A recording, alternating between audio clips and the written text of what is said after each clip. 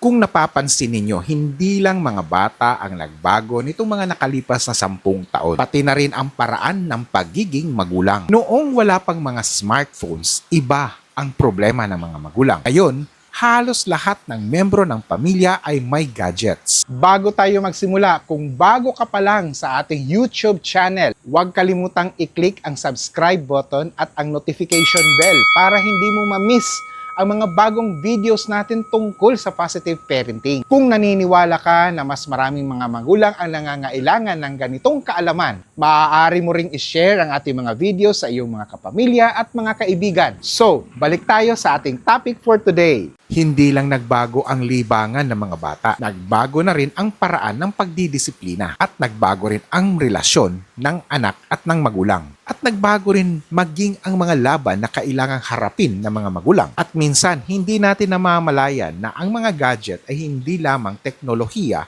na nasa bahay. Unti-unti na rin pala itong naging bahagi na ng ating parenting. Narito ang 5 pinakamalaking pagbabago na dala nito. Una, ang mga smartphone ang naging pinakamalakas na currency pagdating sa pagdidisiplina. Noong araw kapag may kasalanan ang bata, bawal kang lumabas, walang laro, maaga kang dapat na natutulog. Ngayon, ang unang naiisip ng mga magulang, kukunin ang cellphone, walang Roblox, walang TikTok, walang YouTube, walang Wi-Fi. Sa madaling salita, ang cellphone ang naging pinakamadaling currency pagdating sa pagdidisiplina. Hindi naman ito laging mali. May mga pagkakataon na ang paglimita sa paggamit ng mga gadgets ay isa ding makatuwirang consequence. Pero alam nyo, dito pumapasok ang problema. Kapag cellphone ang palaging sentro ng pagdidisiplina, minsan nakakalimutan na natin ang tunay na layunin ng pagdidisiplina. Ang layunin ng disiplina ay hindi ang pagpaparusa. Layunin ng disiplina ang maturuan ang bata kung bakit mali ang ginawa niya, kung ano ang epekto ng ginawa niya sa ibang tao, at kung paano niya itatama ang mali niyang ginawa. Kung ang iniisip ng bata ay sana maibalik na ang cellphone ko, hindi niya tuloy iniisip kung ano ang kanyang asal. Iniisip lang niya kung ano ang nawawala sa kanya. Pag nangyari ito, ang disiplina ay nagiging negotiation para maibalik ang gadget na nawala sa kanya at hindi na nakasentro sa paghubog kung ano ang tamang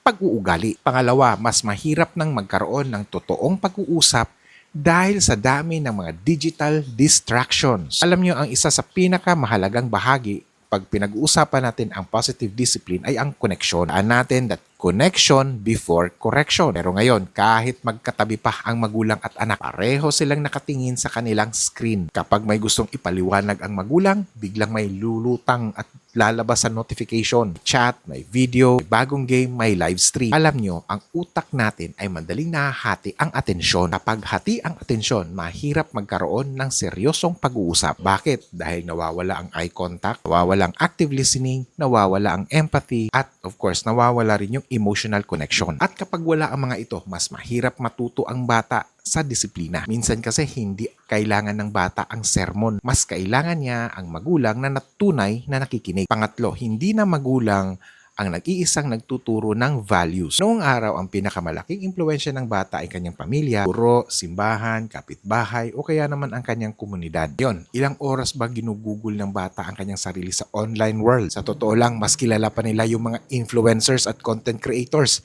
kaysa sa kanilang kapatid, kanilang nanay, o kanilang tatay. Ito ang problema. Hindi lahat ng mga online role models ay mabubuting ihemplo. Marami sa kanila ang nagtuturo ng pagmumura, pambabastos, pagpapahiya, materialismo, panloloko, nagbibigay pa ng dangerous challenges, cyberbullying, at minsan may mga ideolohiyang nanghihikayat pa ng karahasan o kaya naman mga mapapanganib na mga gawain. Kapag hindi aktibong nakikilahok ang magulang sa digital life ng anak, unti-unting nawawala ang impluwensya ng pamilya. Hindi naman ibig sabihin ay pagbawal lahat. Ang importante o mahalaga ay ang pagiging present. Alamin mo kung anong pinapanood ng anak mo, sino-sino ang sinusundan niya, ano yung mga pinaniniwalaan niyang tama o ano yung mga values na natutunan niya araw-araw. Pang-apat, ang gadgets ang naging pinakamabilis na pampatahimik. Ito marahil ang pinakakaraniwan o common na nangyayari. Pag umiyak ang bata, bigyan ng cellphone. Kapag nagtatantrums, bigyan ng tablet. Kapag makulit habang kumakain, bigyan ng YouTube. Pag may meeting ang magulang, bigyan ng gadget. Sa umpisa, parang tingin mo napaka-epektibo. Tahimik naman yung bata.